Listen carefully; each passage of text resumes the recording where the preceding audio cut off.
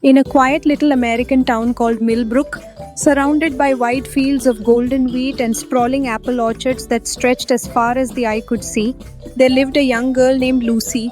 Her home was a small, simple cottage at the very edge of the village, painted white with blue shutters that had faded over the years. The cottage sat on a gentle slope overlooking the main road, where travelers would occasionally pass through on their way to larger cities beyond the mountains. Life was not easy for Lucy and her mother Margaret. They had lived alone since Lucy's father passed away 3 winters ago, leaving them to tend to their small plot of land and survive on what little they could grow in their modest vegetable garden.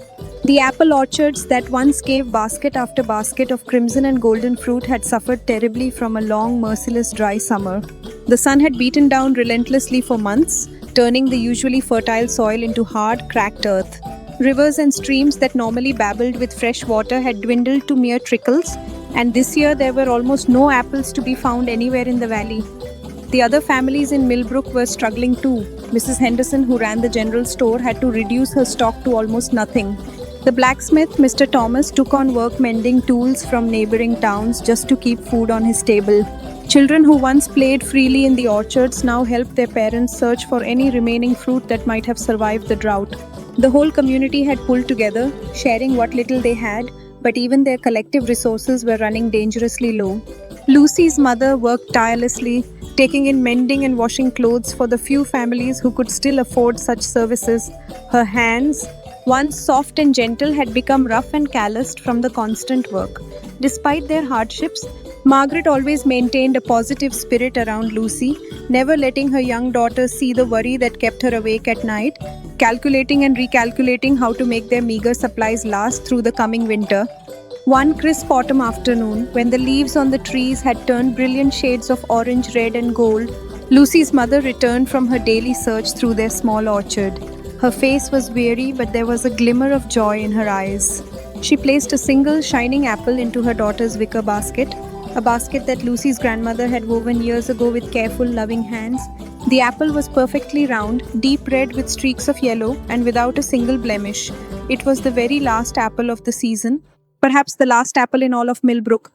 With a gentle smile that masked her own hunger, Margaret knelt down to Lucy's level and brushed a strand of her daughter's brown hair from her face. "Eat it slowly, my dear," she said, her voice soft and filled with love. "This apple is precious. Savor every bite and remember this moment." Lucy nodded solemnly, understanding somehow that this was more than just an apple. It represented hope, sustenance, and her mother's endless love.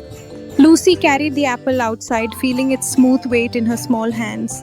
The cool autumn wind brushed against her face, carrying with it the scent of wood smoke from distant chimneys and the earthy smell of fallen leaves. She made her way to her favorite spot beneath the tall oak tree that had stood in their yard for longer than anyone could remember. The tree's massive trunk was scarred and weathered, but its branches still reached high into the sky, and its leaves danced gracefully in the gentle breeze. This oak tree had been Lucy's sanctuary for as long as she could remember. It was where she came to think, to dream, and to escape when the weight of their circumstances felt too heavy for her young shoulders. She had carved her initials into the bark 2 summers ago, right next to where her father had carved his own initials when he was a boy. The tree held memories and secrets, and today it would witness an act that would change everything. Lucy settled herself against the familiar roughness of the tree trunk, the basket containing her precious apple resting in her lap. She held the fruit up to the fading afternoon light, admiring its perfect shape and vibrant color. She could almost taste its sweetness, could imagine the satisfying crunch and the way the juice would quench her thirst. Her stomach grumbled quietly, reminding her that she had eaten very little that day, just a small bowl of thin porridge at breakfast and a few vegetables from their garden at midday. But then, as fate would have it, her eyes caught sight of someone on the dusty road that wound past their cottage. It was a weary traveler, a man who looked to be middle-aged, though hardship had clearly aged him beyond his years. His dark coat was worn thin at the elbows and frayed at the edges, hanging loosely on his thin frame. His steps were unsteady and labored, as if each movement required tremendous effort. His face was pale and gaunt, with hollow cheeks and dark circles under his eyes that spoke of many sleepless, hungry nights. The man carried a small bundle tied to a wooden walking stick, and Lucy could see that his boots were cracked and worn, barely holding together after what must have been hundreds of miles of walking. He stopped near their oak tree to rest, leaning heavily against his walking stick and breathing deeply from the exertion of his journey. In the quiet of the autumn afternoon, Lucy could hear the faint but unmistakable growl of his empty stomach, a sound that resonated with her own hunger. She watched the stranger for several minutes, noting how his eyes darted hopefully toward the barren orchard, searching for any fruit that might have been overlooked. His shoulders sagged with disappointment when he realized there was nothing to be found. He sat down heavily on a large stone near the road, removed his hat, and ran his fingers through his thinning hair. Lucy could see that his hands were trembling, whether from hunger, cold, or exhaustion, she couldn't tell. She looked down at her apple, turning it slowly in her hands. The fruit seemed to glow in the golden afternoon light, its red skin so perfect and unblemished. She looked back at the man who had closed his eyes and was resting his head in his hands. The apple was all she had, her only meal, her only source of nourishment, the last precious gift from their struggling orchard. Yet, as she watched the traveler's obvious distress, she felt a stirring in her heart, a gentle but insistent voice that seemed to come from the very depths of her soul. Lucy thought of her mother's words about kindness, about how they must always help others even when they had little themselves. She remembered her father, who had often said that the measure of a person's character was revealed not in times of abundance, but in moments of scarcity. She thought of their neighbors in Millbrook, who had shared what little they had with others, creating a web of mutual support that had helped them all survive these difficult times. With quiet courage that surprised even herself, Lucy rose to her feet, brushing the fallen leaves from her simple dress. Her heart was pounding, but her resolve was firm. She stepped forward, her bare feet making soft sounds on the packed earth, and approached the stranger. She held out the apple with both hands as if she were presenting a precious offering.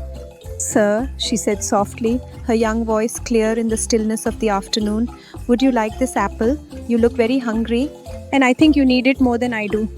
The traveler's eyes opened and widened in amazement. He looked from Lucy's earnest face to the beautiful apple in her small hands, and then back to her face again. His voice trembled with emotion as he answered, "Child, that is your food. I cannot take it from you. You are just a little girl and you need to eat too." But Lucy's small hands did not waver, and she stepped closer to him. Her voice was steady, filled with a kindness that seemed far beyond her years. "Please," she whispered, "you need it more than I do. My mama says that sharing our food, even when we don't have much, is what makes us human. She says that kindness is the one thing that costs nothing but is worth everything." The man looked into Lucy's eyes and saw such genuine compassion and generosity that he could no longer refuse her gift. With tears filling his tired eyes, he reached out with shaking hands and gently accepted the apple. He held it for a moment as if it were made of precious gold, then took one careful bite. As the sweet juice touched his lips and the crisp flesh filled his mouth, color began to return to his pale face. He chewed slowly, savoring every fragment, and with each bite he seemed to grow stronger. "Kindness never goes unrewarded," he said, smiling warmly at Lucy through his tears. "You have given me more than food, child. You have given me hope and reminded me that there is still goodness in this world." Then he bowed his head respectfully and continued down the dusty road, his steps noticeably lighter and more confident than before. Lucy watched until the traveler disappeared beyond the distant hill, becoming just a small speck on the horizon before vanishing entirely. Though her stomach still felt empty and hollow, her heart was completely full, overflowing with a warm feeling she had never experienced before. It was the joy that comes only from giving freely and without expectation of return. She returned to her cottage, where her mother was preparing their simple evening meal of vegetable broth and day-old bread. Margaret listened to Lucy's story with tears of pride streaming down her weathered cheeks. She pulled her daughter close and held her tight.